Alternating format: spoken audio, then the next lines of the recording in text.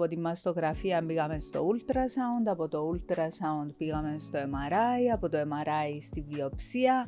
Άρα μέσα σου αρχίζει και τέλος πάντων καλλιεργείται πιο έντονα η ιδέα ότι μάλλον έχεις κάτι. Όταν μου είπαν ότι είναι κακοήθεια και πρέπει να αφαιρεθεί, σίγουρα εκεί είναι που αντιλαμβάνεσαι ότι αυτό που απευχώσουν και λες μακάρι να μην είναι αυτόν, είναι αυτόν. Οι αλλαγές που επιφέρει ο καρκίνος νομίζω είναι και η πρόκληση της όλης εμπειρίας. Δεν είναι εμπειρία ούτε της μιας εβδομάδας, ούτε του ενός μήνα, είναι μια εμπειρία που θέλει χρόνο.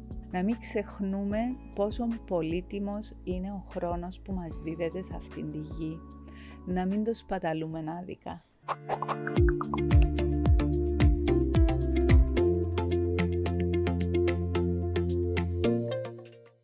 Λοιπόν, Αλφα Podcast σήμερα είναι το 4ο και τελευταίο επεισόδιο της σειράς μας. Έχουμε γυρίσει άλλα 3 επεισόδια. Η συγκεκριμένη σειρά ήταν αφιερωμένη στον Μπασικάφ, στην ιστορία του από τα πρώτα του βήματα μέχρι σήμερα. Προσπαθήσαμε να αναδείξουμε τις δράσεις και την προσφορά του, το πώς βοηθά ουσιαστικά στο να βελτιωθεί η ζωή ατόμων με εμπειρία καρκίνου αλλά και των οικογενειών τους και ελπίζω να τα καταφέραμε. Το σημερινό επεισόδιο είναι αφιερωμένο στα άτομα με εμπειρία καρκίνου. Την εμπειρία της θα μοιραστεί μαζί μας η κυρία Μαρίνα Αρμέφτη, που θα κάνω μια μπαύση να πω ότι ήταν και καθηγήτρια μου στο γυμνάσιο κάποτε και σήμερα έχω την τιμή να την έχω εδώ μαζί μου και χαίρομαι πάρα πολύ γι' αυτό. Και έχουμε επίσης μαζί μας και την κυρία Άρτεμις Κομματίνα, που είναι προϊστάμενη της ψυχοκοινωνικής υπηρεσίας του Πασικάφ. Ουσιαστικά πρόκειται για 2 γυναίκες που θα μας βοηθήσουν να αντιληφθούμε όσο καλύτερα μπορούμε αυτήν τη δύσκολη διαδρομή, αυτόν το ταξίδι από 2 διαφορετικές οπτικές γωνίες, αν μπορώ να το πω έτσι. Και θέλω απλά να κάνουμε μια όμορφη συζήτηση σήμερα. Λοιπόν, θα ξεκινήσω με την κυρία Μαρίνα, που ξέρετε πολύ καλά, θεωρώ ότι πάντα σας θαύμαζα. Από πάντα. Δεν το ξέρω. Επειδή ήμουν μαθήτρια και δεν το έλεγα. Επειδή εσείς οι μαθητές ποτέ δεν πλησιάζετε. Τώρα μπορώ να το πω. Τώρα μπορώ να το πω ελεύθερα. Χαίρομαι που το ακούω. Είναι και τώρα να είσαι καλά, Ευαγγελία. Κάλλιο αργά παρά ποτέ. Έτσι. Λοιπόν, θέλω ουσιαστικά σήμερα να νιώσετε ότι είμαστε εδώ. Να ακούσουμε την αλήθεια σας, να ακούσουμε την εμπειρία σας, να προσπαθήσουμε να ταξιδέψουμε μαζί σας και να την κατανοήσουμε όσο καλύτερα γίνεται. Και θέλω και η κυρία Άρτεμις, όπου νιώθει ότι θέλει να παρέμβει σε εισαγωγικά, να πει κάτι, να προσθέσει κάτι, να κάνουμε όλες μαζί απλά μια συζήτηση.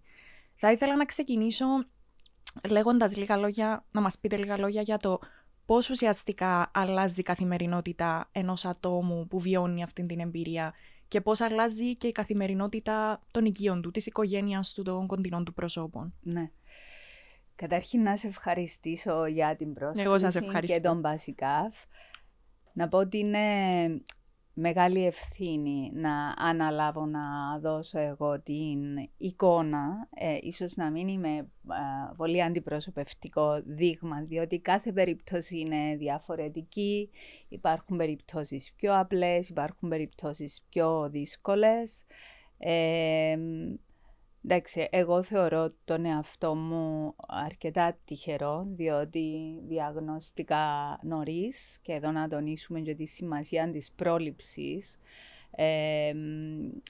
Επομένως ήταν κάτι αντιμετωπίσιμο, έγινε το χειρουργείο και 1 μήνα μετά ξεκινήσαν οι χημειοθεραπείες. Σίγουρα από την μαστογραφία μέχρι τις χημειοθεραπείες είναι ένας δρόμος που φαίνεται πολύ ανηφορικός, πολύ δύσκολος. Η καθημερινότητα σου αλλάζει αμέσως, γιατί εκτός όλων των άλλων κουβαλάς και την ευθύνη, είτε απέναντι στα παιδιά σου, είτε απέναντι στους γονείς σου, στους οικείους σου, στο πώς είσαι εσύ για να είναι και οι άλλοι όσο το δυνατόν καλύτερα γίνεται. εντάξει, από τη μαστογραφία πήγαμε στο ultrasound, από το ultrasound πήγαμε στο MRI, από το MRI στη βιοψία, άρα μέσα σου αρχίζει και τέλος πάντων καλλιεργείται πιο έντονα η ιδέα ότι μάλλον έχεις κάτι. Άρα προετοιμάζεσαι ψυχολογικά ότι θα πρέπει να είσαι έτοιμος για οτιδήποτε θα δείξουν όλες αυτές οι εξειδικευμένες εξετάσεις. Όταν μου είπαν ότι είναι κακοήθεια και πρέπει να αφαιρεθεί, σίγουρα εκεί είναι που αντιλαμβάνεσαι ότι αυτό που απευχώσουν και λες μακάρι να μην είναι αυτόν, είναι αυτόν και πλέον μπαίνεις σε ένα δρόμο που πρέπει να διαχειριστείς το φόβο σου πρώτα απ' όλα, τον πόνο σου, το πώς ερχόνται τα πάνω κάτω στη ζωή σου, ότι είχες προγραμματισμένο, ξέρω εγώ, προτεραιότητα σου πλέον είσαι εσύ, η υγεία σου και συνειδητοποιείς πόσο πολύτιμες είναι οι στιγμές που είσαι καλά. Αλλάζουν πολλά μετά. Έχεις ένα χειρουργείο, μετά το χειρουργείο ξεκινούν οι χημειοθεραπείες. Στη δική μου περίπτωση ήταν κάθε 3 εβδομάδες. Οι πρώτες 8 ήταν πάρα πολύ δύσκολες γιατί ήταν ενισχυμένες, θα έλεγα. Όμως, εντάξει, ήταν αντιμετωπίσιμες. Δηλαδή, ήξερα μετά την πρώτη, ήξερα ότι 10 μέρες δεν θα ήμουν καλά και 10 μέρες θα ήμουν καλά. Επομένως, προσπαθούσα στις 10 μέρες που δεν θα ήμουν καλά να σκέφτομαι πάντα ότι θα περάσει. Ένα βήμα τη φορά. Δεν μπορείς να το διαχειριστείς όταν νιώθεις ότι όλα είναι βουνό. Νιώθεις ότι αυτό μπορώ να κάνω σήμερα και αυτό θα κάνω. Δεν θα πιεστώ να κάνω κάτι παραπάνω από αυτό που μπορώ να κάνω σήμερα. Μα σίγουρα θέλει τρομερή δύναμη να μπορέσεις να το διαχειριστείς του τον ούλο. Και δεν νομίζω και κανένας να φαντάζεται ότι είναι αυτό που λέγατε με το φόβο, με το να προσπαθήσεις. Είναι φόβος, προκλήσεις, τα συναισθήματα, φαντάζομαι. Είναι έντονα τα πάρα συναισθήματα. Πολύ έντονα, σίγουρα. Ναι, έρχεσαι αντιμέτωπος με τα φαντάσματα σου. Και είναι πολλά που θέλεις να συγυρίσεις μέσα στο μυαλό σου. Επομένως, εγώ τις μέρες που δεν μπορούσα να λειτουργήσω, ούτε καν να δω τηλεόραση, ούτε καν, δηλαδή, απλά περιμένεις πότε το σώμα σου θα νιώσει καλά. Προσπαθούσα έτσι να θυμούμαι ότι και αυτό θα περάσει, να δω τα πράγματα με μια στοικότητα και να είμαι ήρεμη. Όσο πιο ήρεμη γίνεται, έχοντας στο μυαλό μου ότι εντάξει θα περάσει και μετά θα έρθουν οι 10 φωτεινές μέρες όπου θα λειτουργώ σαν να μην είχα προηγηθεί οι προηγούμενες 10. Κάπως έτσι. Φυσικά όλα γίνονται πιο ομαλά όταν έχεις έναν υποστηρικτικό περιβάλλον που τις στιγμές που μπορεί να καταρρεύσεις θα είναι δίπλα σου, θα σε στηρίξουν, θα σε αγκαλιάσουν και αυτό σίγουρα δίνει στον καθένα μας δύναμη να συνεχίζει. Και όταν πέφτει να σηκώνεται. Ήθελα να επικεντρωθούμε και λίγο σε αυτό το πόσο σημαντικό είναι να έχεις γύρω σου άτομα που σε στηρίζουν, σε αγκαλιάζουν, σε κάνουν να νιώθεις ότι αυτό που είπατε και εσείς οι ίδια, ότι ένα βήμα τη φορά. Σίγουρα είναι πολύ πιο δύσκολο το να το αντιμετωπίζει κάποιος όλο αυτό μόνος του και πολλοί άνθρωποι μπορεί και να διστάζουν να μπουν στη διαδικασία να ζητήσουν βοήθεια. Δηλαδή το βλέπουμε ακόμα αυτό, νομίζω. Ναι, ισχύει. Ίσως είναι και έτσι η μικρή κοινωνία στην οποία ζούμε στην Κύπρο. Πριν από αρκετά χρόνια ήταν ένα μεγάλο ταμπού. Δηλαδή χρησιμοποιούσαν όρους σαν η επάρατη νόσος, η τζίνη αρρώστια, δεν τολμούσαν καν να πούν το όνομα. ευτυχώς ο κόσμος αλλάζει, εξελίσσεται. Όσο λέμε τα πράγματα με το όνομα τους, τόσο πιο εύκολο σε εισαγωγικά μας είναι να το διαχειριστούμε, γιατί τα αντιμετωπίζουμε έτσι όπως είναι. Βοηθά βέβαια η εξέλιξη της επιστήμης, της τεχνολογίας, πιο εύκολες και γρήγορες διαγνώσεις, το ίδιο και με τις μεθόδους αντιμετώπισης. Ακόμα και η χημειοθεραπεία καταλαβαίνω ότι έχει γίνει πιο ανώδυνη πια σε σχέση με τα φάρμακα των άλλων εποχών. Επομένως, λίγο η πίστη σου, λίγο η πίστη σου στην επιστήμη, λίγο η πίστη σου στον εαυτό σου θα σε βοηθήσουν να βρεις τον δρόμο, θεωρώ. Επειδή μιλούσαμε για τον υποστηρικτικό ρόλο, θα ήθελα να μας πει και η κυρία Κομματίνα από τη δική της πλευρά, με τις δικές της αρμοδιότητες, για το ρόλο του ΠΑΣΙΚΑΦ. Από όσο ξέρω, έχετε μερικά προγράμματα που προσφέρουν ουσιαστική στήριξη στους ασθενείς και στις οικογένειες τους. Διάβασα για το αλλάζω, το φροντίζω, το συνεχίζω, που παρατήρησα επίσης ότι στη σελίδα το ζω είναι με κεφαλαία. Με κεφαλαία, ναι. Σε όλες. Ως ΠΑΣΙΚΑΦ αλλά και ως ψυχοκοινωνική υπηρεσία του ΠΑΣΙΚΑΦ προσπαθούμε να αναπτύξουμε προγράμματα ακριβώς που ανταποκρίνονται στις ανάγκες που βλέπουμε ότι υπάρχουν. Το πρόγραμμα «Αλλάζω» εστιάζει στις σωματικές αλλαγές που επιφέρει η εμπειρία καρκίνου. Αυτό που βλέπαμε είναι για πάρα πολλά άτομα η ιδέα το να μπουν στη διαδικασία χημειοθεραπείας με την απώλεια μαλλιών. Η ψυχολογική δυσφορία ήταν αρκετά μεγάλη για αρκετά άτομα. Στην προσπάθεια μας να ομαλοποιήσουμε την εμπειρία, είτε αφορά απώλεια μαλλιών, είτε αφορά λαρυγγεκτομή, είτε στομίες που μπορεί να χρειαστεί το άτομο, είτε χειρουργικές επεμβάσεις, να ομαλοποιήσουμε την όλη εμπειρία με την παροχή ενημέρωσης. Νομίζω ότι γνωρίζουμε τι να περιμένουμε, μπορούμε πιο εύκολα να το διαχειριστούμε.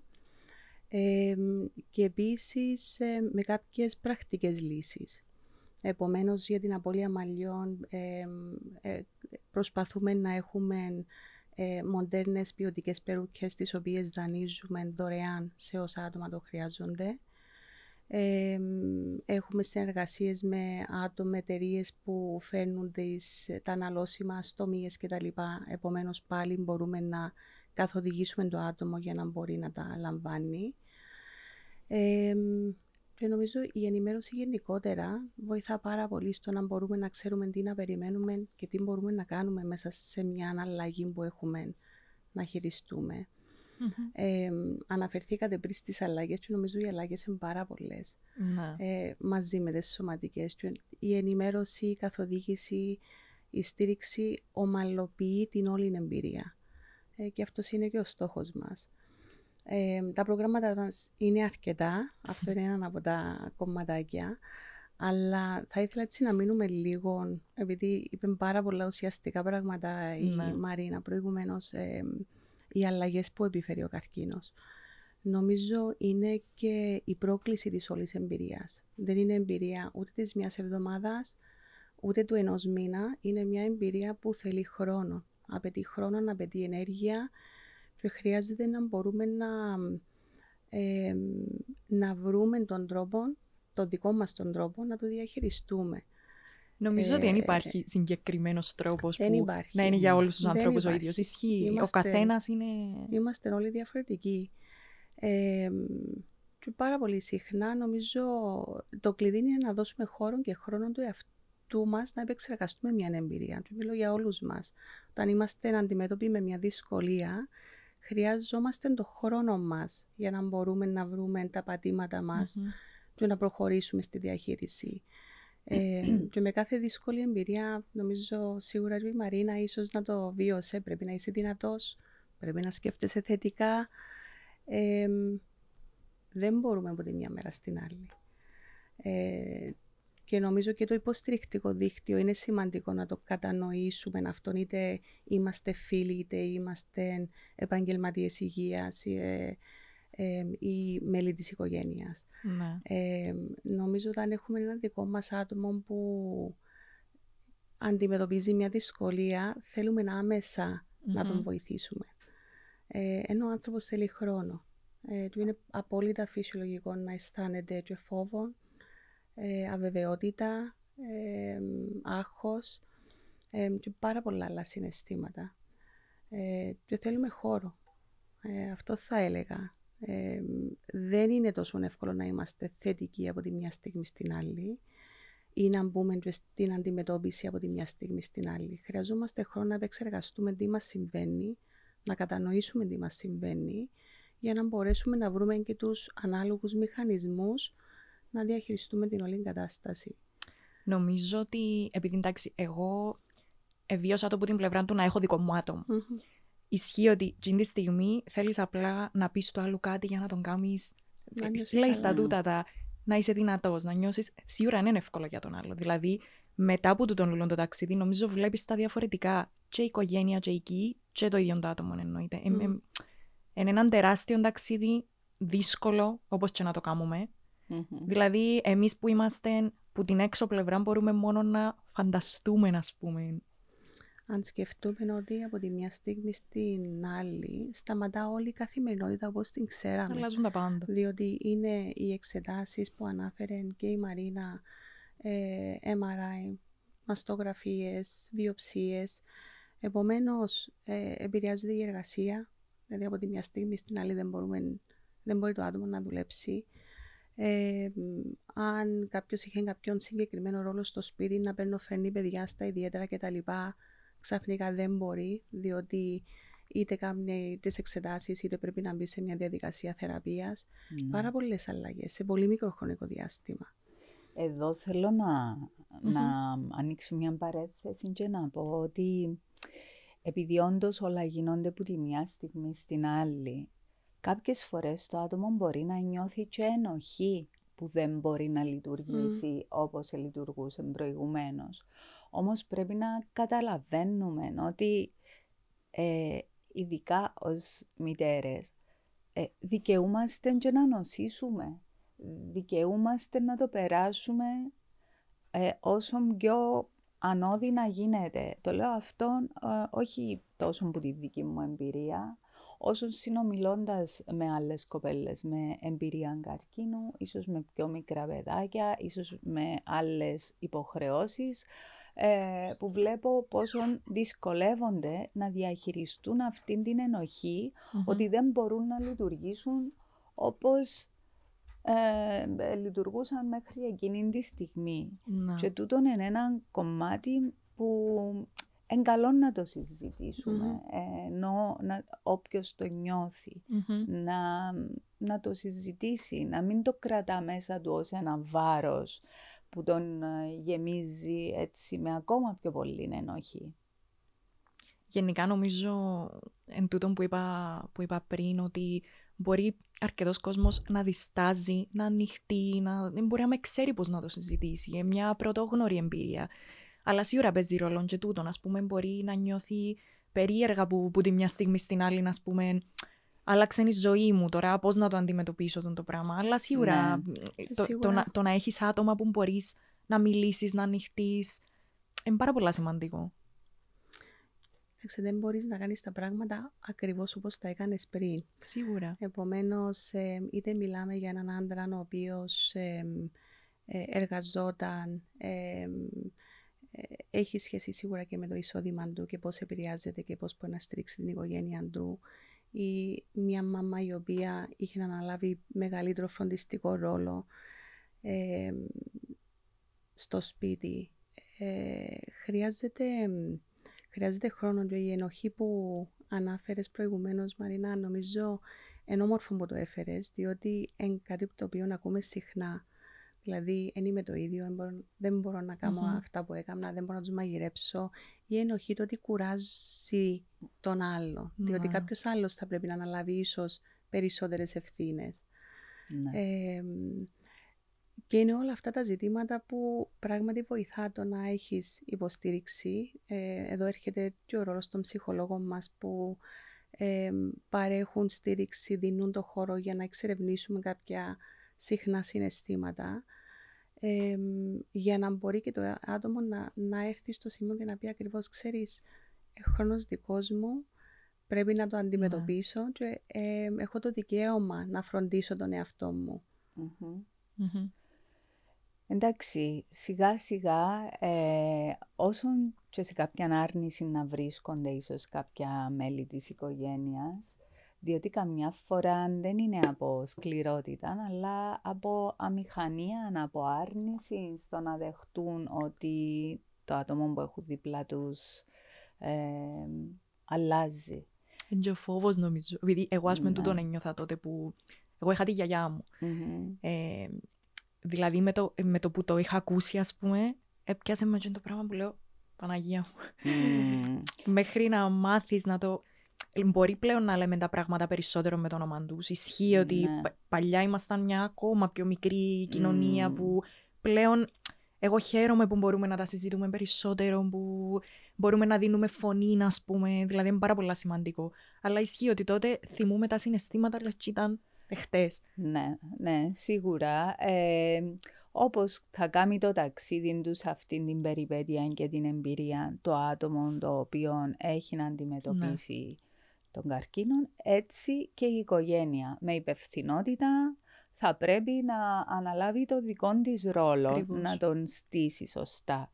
Από εκεί και πέρα σίγουρα υπάρχουν σοβαρά προβλήματα σε σχέση με το πώς έρχεται το εισόδημα στο σπίτι, σε σχέση με το πώς λύνονται κάποιες υποχρεώσεις μέσα στο σπίτι, αλλά για όλα υπάρχει λύση. Σιγά σιγά θα έβρει ο καθένας τα πατήματα του, όπως πολύ σίγουρα σωστά είπαμε.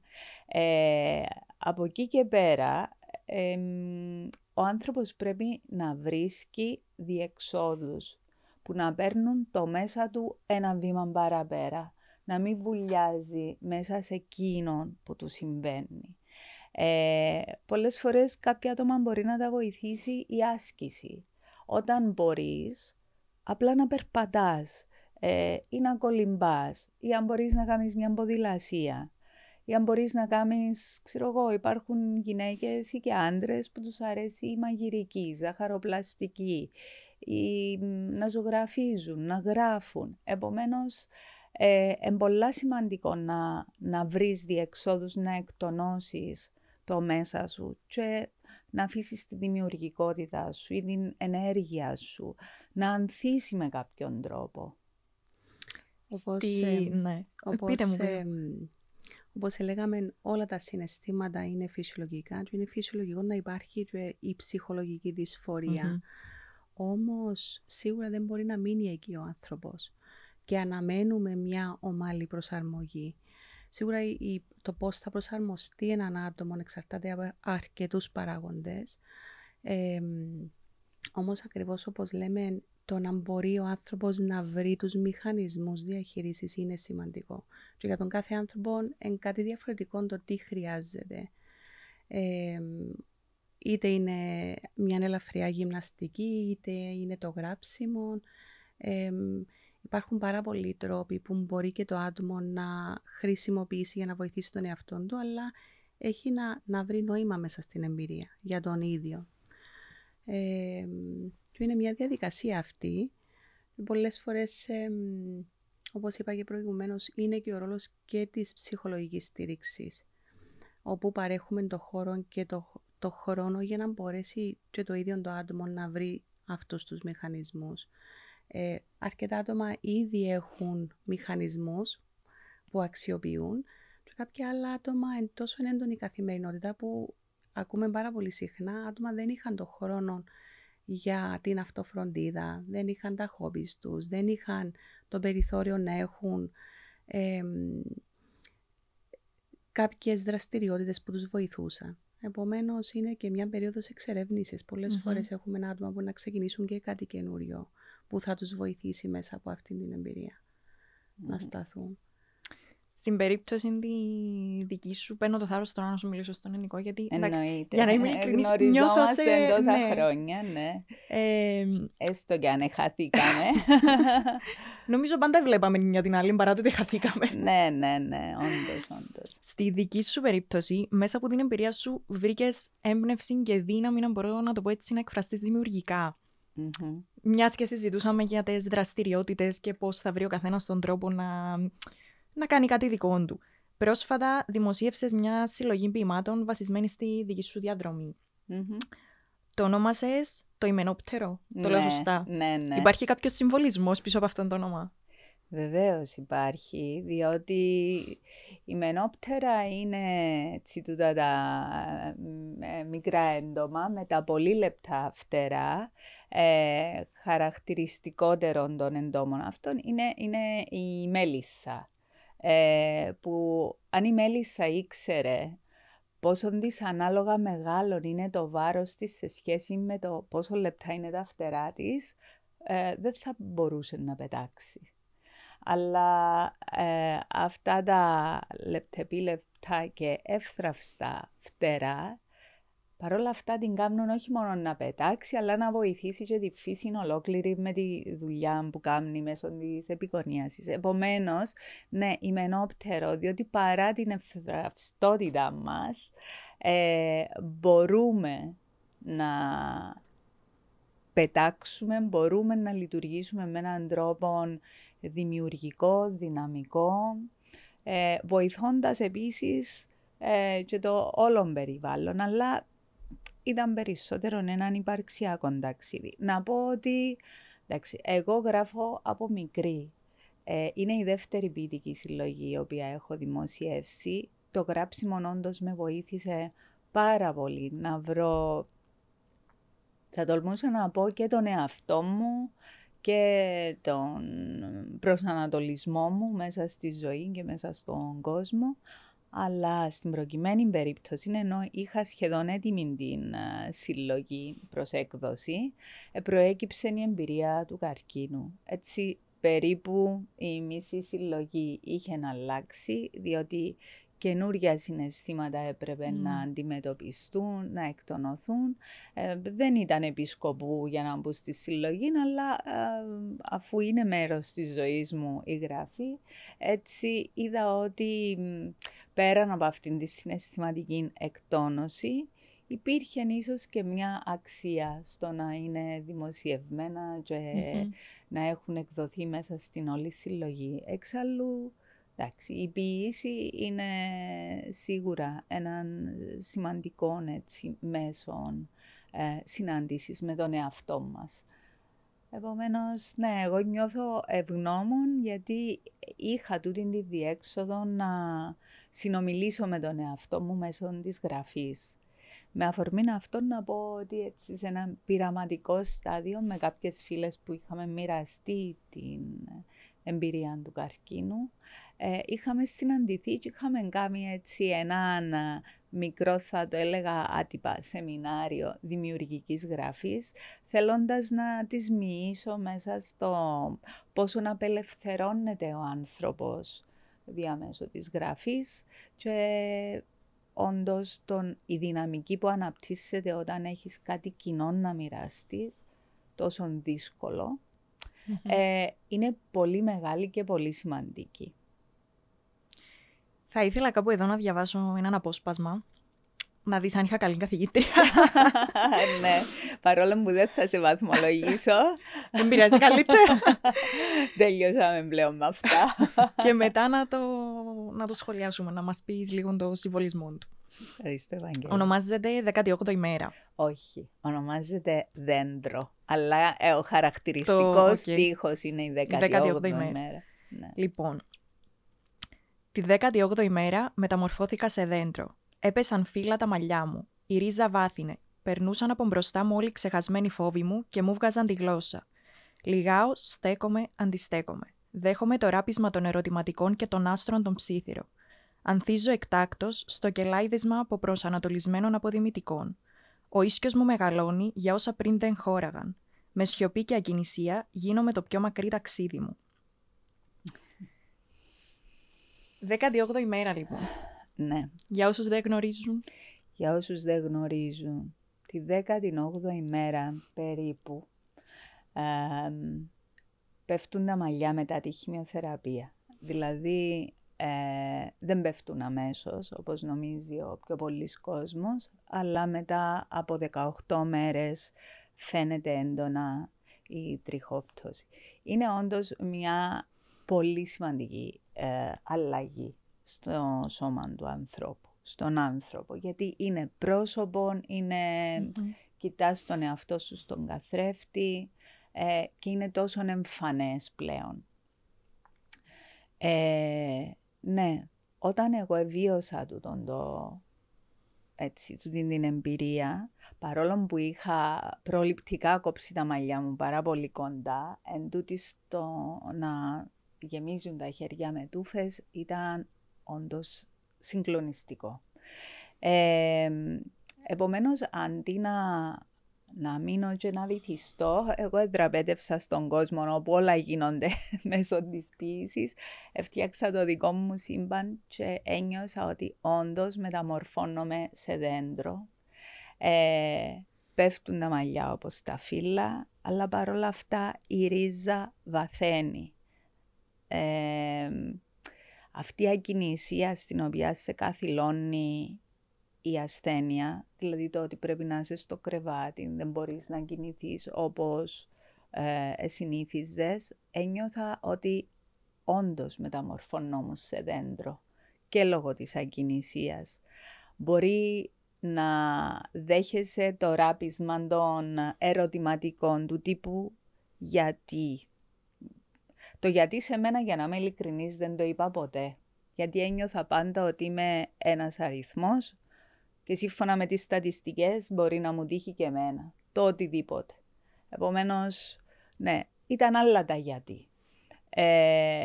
Δέχεσαι λοιπόν να περνούν από μπροστά σου οι φόβοι σου, τα γιατί σου, τα όνειρά σου, αλλά ταυτόχρονα μπορείς και παρατηρείς και τις καλές στιγμές που περνούν από μπροστά σου μέσα από έναν διαφορετικό φακόν, όπως το κελάιδισμα των αποπροσανατολισμένων αποδημητικών. Είναι αυτές οι ευχάριστες στιγμές που θα βρεθείς με φίλους, με συγγενείς, θα τραγουδήσεις, θα χαρείς. Και μέσα από αυτήν την εμπειρία βαθαίνεις και γίνεσαι το πιο μακρύ ταξίδι σου. Αυτόν είναι όλο το σκηνικό που έστησα εγώ ως εικόνα για να διαχειριστώ αυτό που μου συνέβαινε. Νομίζω όταν κάποιος το ακούσει όλο αυτό βασισμένο και σε όλη αυτή τη συζήτηση, πραγματικά σε βάζει μέσα. Ναι, ο καθένας θα βρει τον τρόπο του. Ναι. Αν υπάρχει κάτι που μου έδωσε ενός θετικό αυτή η εμπειρία, γιατί πρέπει να αναγνωρίσουμε μέσα από όλη την τραγικότητα των πραγμάτων και κάποια θετικά, είναι το ότι με βάθυνε σαν άνθρωπο. Δηλαδή ένιωσα ότι απέκτησα δύναμη που δεν ήξερα ότι την είχα. Ένιωσα ότι έφυγε μια κουρτίνα, είτε λέγεται καθημερινότητα, ωράρια, το κυνηγητό του χρόνου, τα δάνεια, το φαγητό, όλες οι υποχρεώσεις, σαν να έφυγε η κουρτίνα και είδα τελικά τι μένει. Και αυτά που μένουν είναι πολλά και όμορφα που μας συνδέουν με τους γύρω μας. Και έτσι ένιωσα ότι μου χάρισε όντως μια οπτική που δεν την ήξερα ή δεν μπορούσα να την προσεγγίσω όσα βιβλία κι αν είχα διαβάσει. Αγγίζει έναν πολύ σημαντικό σημείο η Μαρίνα με τα όσα λέει. Νομίζω όταν όλα κυλάνε όμορφα και ωραία στη ζωή μας, δεν ασχολούμαστε τόσο πολύ με τον εαυτό μας. Όταν είμαστε αντιμέτωποι με μια δυσκολία, αναγκαζόμαστε και εμείς να μεγαλώσουμε για να τη διαχειριστούμε. Και εδώ μιλούμε και για την μετατραυματική ανάπτυξη, όπου μέσα από τις δύσκολες εμπειρίες της ζωής αναγκαζόμαστε να βρούμε νέους τρόπους μέσα μας να βρούμε έναν άλλο νόημα για να μπορούμε έτσι να διαχειριστούμε όλα όσα συμβαίνουν. Βγαίνουμε πιο ανθεκτικοί και πιο δυνατοί και πολλές φορές με ένα νέο νόημα στη ζωή. Και πολλές φορές, επειδή μιλήσαμε και προηγουμένως και για την οικογένεια και για τους φροντιστές, νομίζω είναι μια εμπειρία που σίγουρα αγγίζει όλη την οικογένεια. Και πολλά από τα συναισθήματα που θα βιώσει το άτομο με εμπειρία καρκίνου το βιώνει και η οικογένεια του. Του είναι ένα ταξίδι και για την οικογένεια που και αυτή με τη σειρά της αναγκάζεται να βρει τους μηχανισμούς, να σταθεί πιο δυνατός αντιμέτωπη με μια δύσκολη εμπειρία. Πάω πίσω έτσι στα προγράμματα που αναφέραμε προηγουμένως. Ακόμη ένα πρόγραμμα που θα λειτουργήσουμε είναι το πρόγραμμα Φροντίζω.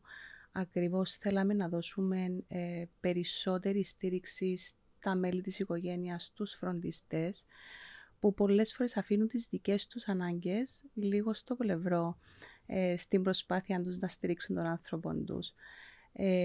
Το συγκεκριμένο πρόγραμμα θα ξεκινήσει τώρα τον Μάρτιο 13 Τρίτου. Είναι διαδικτυακά που θα λειτουργήσει.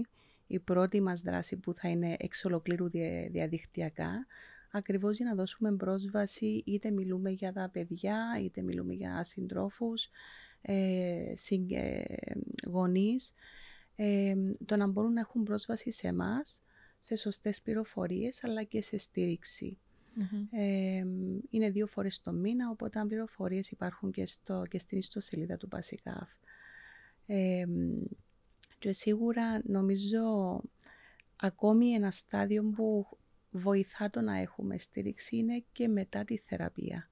Διότι πολλές φορές, ιδίως όταν μιλάμε για μια διάγνωση που είναι διαχειρίσιμη, δηλαδή ξέρουμε ότι θα αντιμετωπιστεί και θα υπάρχει πλήρης αποθεραπεία, είναι λες και τελειώνουν οι θεραπείες, η ζωή συνεχίζεται. Είναι λες και αναμένουμε από το άτομο απλά να βάλει πίσω του την εμπειρία. Ενώ νομίζω σε εκείνον το στάδιο είναι και το στάδιο που το άτομο χρειάζεται και την περισσότερη στήριξη. Τελειώνουν οι θεραπείες, πρέπει να επανέλθει σε μια καθημερινότητα όπως ήταν και πριν, π.χ. την εργασία, τους ρόλους που είχε πριν. Η αλήθεια είναι τόσο εύκολο. Και το άτομο χρειάζεται το χρόνο του και σε εκείνον το στάδιο να βρει ξανά τον εαυτό του, να δει πώς προχωρά από εδώ και πέρα. Και για αρκετά άτομα είναι και ένα στάδιο όπου γίνονται και αρκετές αλλαγές. Αναπροσαρμογές να το πω, αν όχι αλλαγές. Στο αν θα επιστρέψουν στην εργασία, υπό ποιους όρους θα επιστρέψουν στην εργασία, τι μπορούν να κάνουν, τι δεν μπορούν να κάνουν.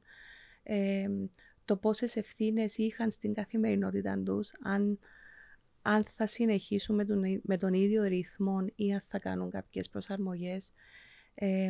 Επομένως είναι ένα στάδιο που χρειάζεται έτσι λίγο πάλι χρόνο για να βρει το άτομο τα πατήματα του και να βρει το νόημα για τον ίδιο τον εαυτό του και πώς θέλει να προχωρήσει μετά από αυτή την εμπειρία. Και έχουμε και εδώ πέρα έτσι ένα πρόγραμμα που είναι στήριξη σε μεταθεραπευτικό στάδιο, δηλαδή στο στάδιο της αποκατάστασης. Και στην ουσία είναι ο χώρος και ο χρόνος για να επεξεργαστεί ο άνθρωπος πώς ήταν αυτή η εμπειρία, πώς τον επηρέασε. Σε αυτόν το στάδιο πολλές φορές έχουμε και έντονο φόβο της υποτροπής ή όταν πλέον δεν είναι τόσο συχνές οι επισκέψεις στο γιατρό, ίσως είναι πιο έντονος ο φόβος. Να δούμε επίσης λίγο πώς επηρεαστήκαν οι σχέσεις, οι συντροφικές σχέσεις και άλλα πολλά θέματα. Επομένως έχουμε και ψυχοθεραπευτική ομάδα που ασχολείται έτσι, με το στάδιο το μεταθεραπευτικό. Να μας πεις και εσύ Μαρίνα μου, διότι εντάξει, πάρα πολλά άτομα και από μόνα τους να τελειώσουν οι θεραπείες και λες και όλα θα πάνε πίσω όπως ήταν, αλλά νομίζω δεν μπορείς να πάεις πίσω, δηλαδή ένα χρόνο μετά... Μπορεί να είσαι ένας εντελώς διαφορετικός άνθρωπος. Ναι, όντως. Να τα φέρει η τύχη αυτές τις μέρες κλείνω 1 χρόνο από τη διάγνωση, δηλαδή 26 του Φεβράρι είχα κάνει τη μαστεκτομή και από εκεί ξεκίνησαν οι χημειοθεραπείες που στη δική μου περίπτωση διαρκούν 1 χρόνο. Οπότε σε περίπου 6 εβδομάδες εγώ ολοκληρώνω την χημειοθεραπεία.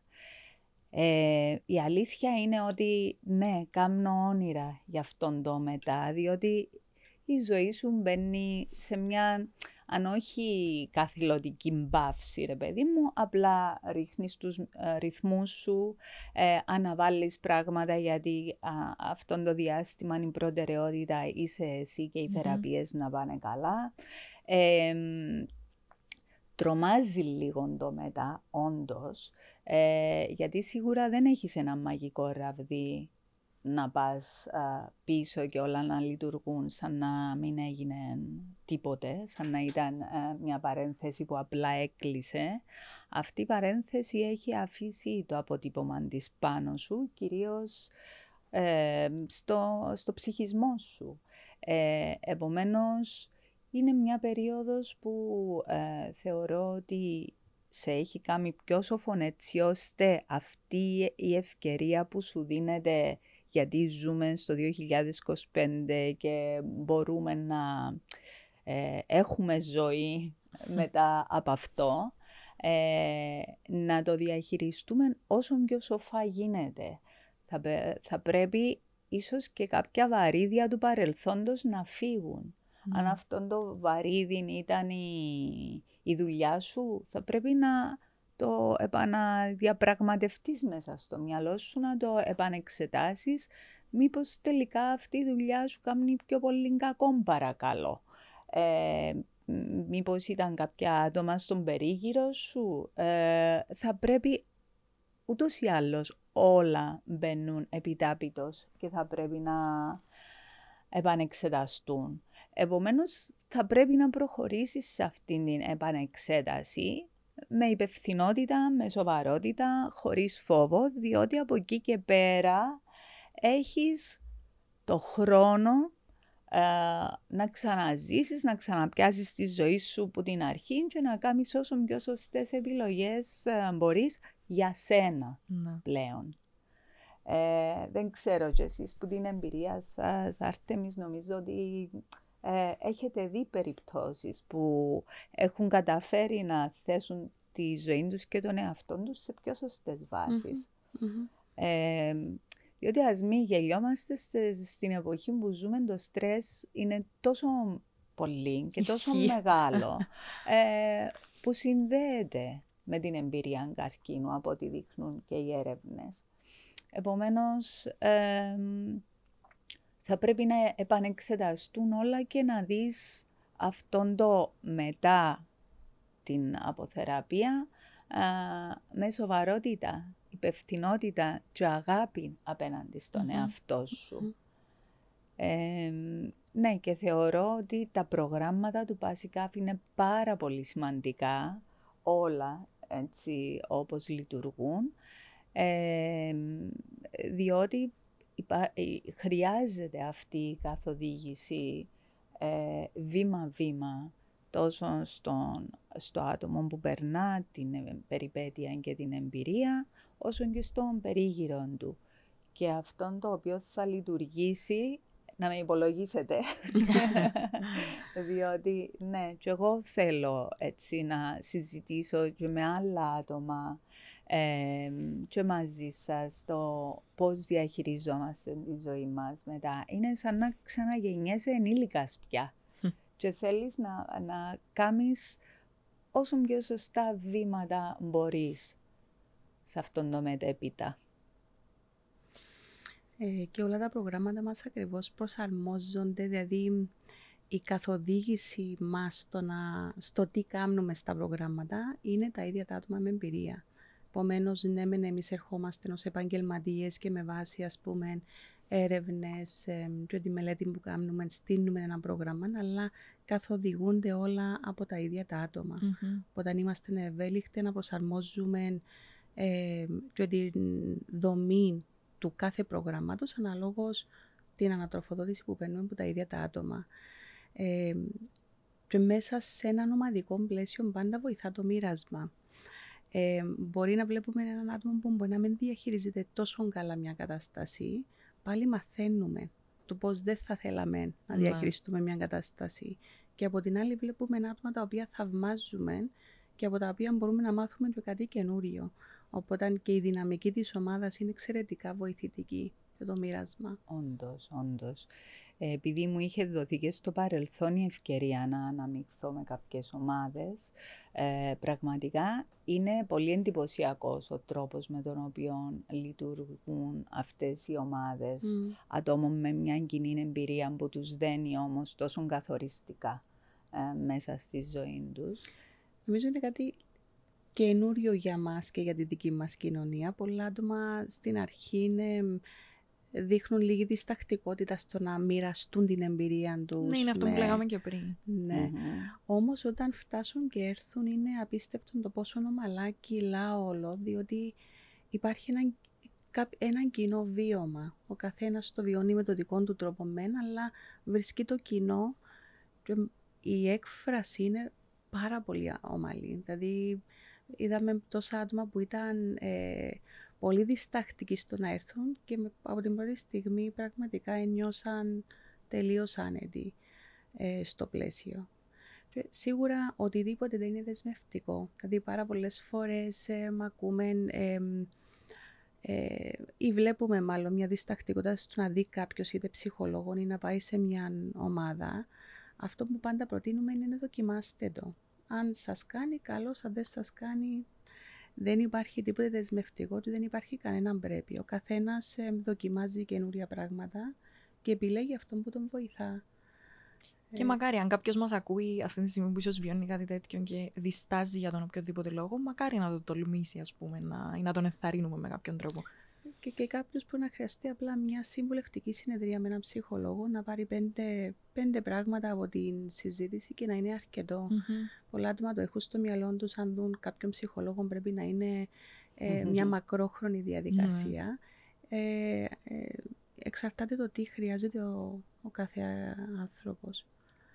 Αν θα μπορούσε η κάθε μία, επειδή είπα για άτομα που μπορεί να μας ακούνε, αν θα μπορούσε η κάθε μία από τη δική της πλευρά να στείλει ένα μήνυμα, να το πω έτσι, να πει λίγα λόγια βγαλμένα από την ίδια, σε κάποιον που μας ακούει, που ίσως να βιώνει αυτή την εμπειρία ή να έχει ένα δικό του άτομο που βιώνει αυτή την εμπειρία, τι θα λέγατε?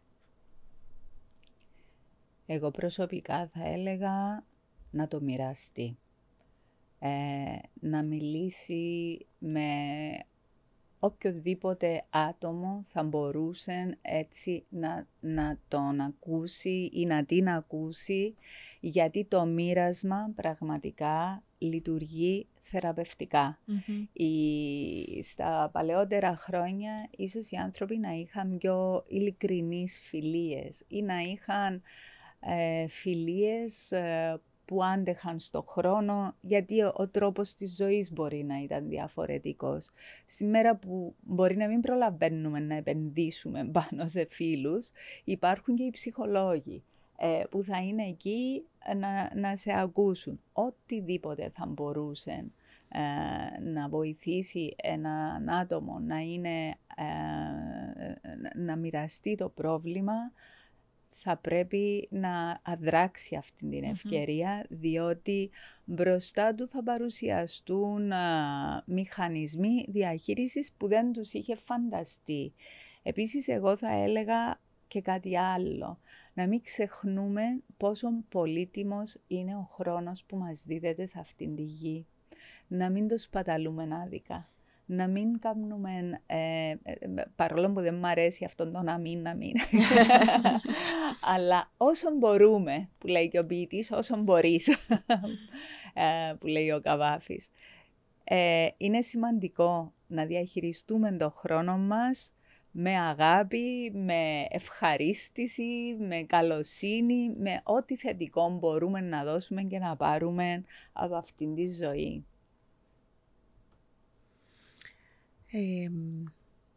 Για μένα ήταν πολύ όμορφη συζήτηση σήμερα και ιδιαίτερα επειδή βρίσκω εξαιρετικά όμορφο το να μιλούμε για τις εμπειρίες μας και για τις δυσκολίες μας.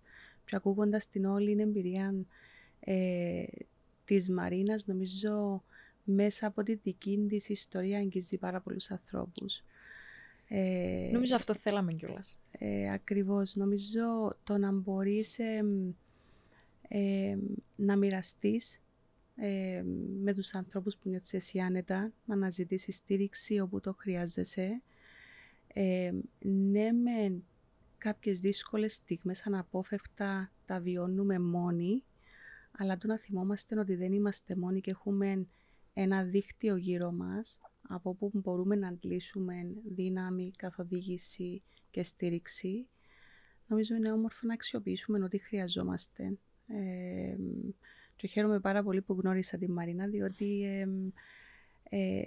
πραγματικά η στίχη της εμένα προσωπικά, δηλαδή διαβάζοντας τα μπορούσα να δω 1000 πρόσωπα μπροστά μου. Και νομίζω είναι πάρα πολύ όμορφο. Το να βγαίνει με τόσο δημιουργικό τρόπο η όλη εμπειρία. Ευχαριστώ, να είστε καλά, αλλά θα με ήθελα να πω και κάτι άλλο σχετικά με τα άτομα είτε που βρίσκονται στο στενό περίγυρο των ατόμων με αυτήν την εμπειρία, είτε που είναι απλά οι συνάνθρωποι μας εκεί όπου κινούμαστε και συναναστρεφόμαστε. Θέλω να πω το εξής.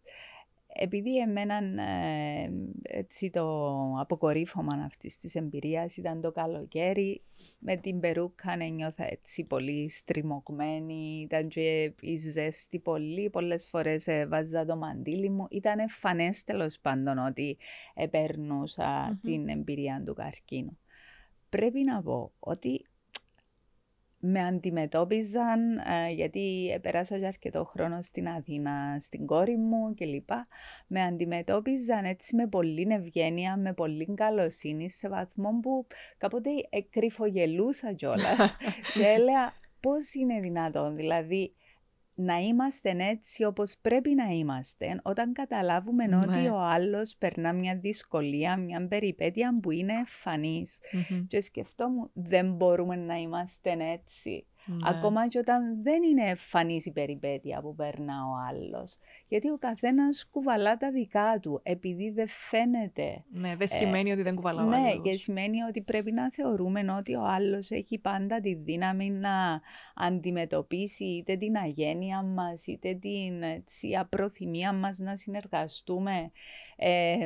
Αφού το έλεγα και με τις φίλες μου και γελούσαμε, ότι λέω μου απόλαυσε το τώρα που μπορείς, είναι πάρα πολλά καλή μαζί σου. Υπάρχει έτσι και μια ίσως κάπως κομική πλευρά των πραγμάτων, αν καταλάβεις ότι θα μπορούσαν να είναι πολλά πράγματα πιο απλά στη ζωή μας και μόνοι μας τα κάνουμε δύσκολα μέσα από την εμπλοκή μας με τους διάφορους ανθρώπους γύρω μας. Ας χαλαρώσουμε λίγο, τον ήθελα να πω, ότι κάποιες φορές χρειάζεται απλά να χαλαρώνουμε και να νιώθουμε ότι ναι, και ο απέναντι μας είναι ένας τέλειος άνθρωπος, είναι ένας άνθρωπος με τις ατέλειες του, με τις δυσκολίες του και αξίζει το σεβασμό μας, όποιος κι αν είναι. Όλοι μας νομίζω. Δεν νομίζω να βρεις κανέναν που είναι τελείως. Ας σου πει έτσι, ναι, εντάξει. Σίγουρα. Απλά, εντάξει, ήθελα μια που μου δόθηκε η ευκαιρία να το πω. Δεν σημαίνει ότι τώρα κάποιος που μας ακούει πρέπει να σταματήσει, να είναι ιδιαίτερα καλός, αλλά μπορεί, εντάξει, να δείχνει αυτόν το πρόσωπο, αφού το διαθέτει, να το δείχνει και σε άλλες πηγές. Δεν είναι ανάγκη να κάνουμε τον άλλο, ξέρω εγώ. Μπορεί να ακουστεί και κραυγαλαίων του τον, αλλά να αρρωστήσει για να μας αποδείξει ότι είναι Θεός, είναι παντοδύναμος, είναι βράχος. Απόλαυσα πάρα πολύ τη συζήτηση που κάναμε σήμερα και πραγματικά χαίρομαι που κλείνει μαζί σας το επεισόδιο και σας ευχαριστώ που ήσασταν σήμερα εδώ. Νιώθω ότι εγώ προσωπικά πήρα πολλά από αυτήν την κουβέντα και ελπίζω όποιος μας άκουσε να νιώθει το ίδιο. Και χάρηκα που τα ξαναείπαμε. Και εγώ, Ευαγγελία μου, και ευχαριστώ για αυτή την πρόσκληση και εσάς εδώ στον Αλφα και τον Πασικάφ. Εύχομαι όντως να ήταν έτσι μια επικοδομητική συζήτηση και για τους άλλους, όχι μόνο για μας που την βιώσαμε έτσι. Και εγώ νιώθω ότι πήρα και από σένα και από την Άρτεμις. Ο καθένας μας σε τούτον τον κόσμο έχει κάτι να προσθέσει. Επομένως, τη χάρηκα τη συζήτηση και ελπίζω ότι έχω εκπροσωπήσει τέλος πάντων κάποια άτομα με την εμπειρία του καρκίνου με έναν τρόπο που να ανταποκρίνεται και στον εαυτόν τους και στην περίπτωσή τους. Οπωσδήποτε χάρηκα πάρα πολύ τη συζήτηση και σίγουρα την γνωριμία με την Μαρίνα. Νομίζω είναι όμορφο να βλέπεις το πώς βιώνει κάποιος άνθρωπος και να μπορείς να βλέπεις και κάποια κομμάτια του εαυτού σου μέσα από την εμπειρία. Και νομίζω αυτόν είδαμε σήμερα. Και εύχομαι να δουν όλοι την ποιητική σου τη συλλογή, Μαρίνα, διότι είναι υπέροχο το γράψιμο σου, εν είδα πολλά. Ευχαριστώ, να είσαι καλά. Χαρήκα πάρα πολύ για τη συζήτηση μας και την γνωριμία μαζί. Και εγώ και χαίρομαι και που μπόρεσα μέσα από αυτήν τη σειρά να γνωρίσω κάπως το έργο του Πασικάφ, διότι πραγματικά, εντάξει, ισχύει ότι πριν δεν είχα ιδέα. Δηλαδή είναι πολύ διαφορετικό το να συζητάς με άτομα είτε με την εμπειρία, είτε που βλέπουν απ' έξω την εμπειρία, αλλά είναι μέσα στα πράγματα. Δηλαδή είναι το έργο σας. Πραγματικά εύχομαι να συνεχίσετε να αναπτύσσεστε, να πετύχετε όλα όσα θέλετε, γιατί πραγματικά προσφέρετε απίστευτη βοήθεια στον κόσμο και είναι πάρα πολύ σημαντικό. Και σας ευχαριστώ που ήσασταν σήμερα εδώ μαζί μου. Και εμείς. Και εμείς.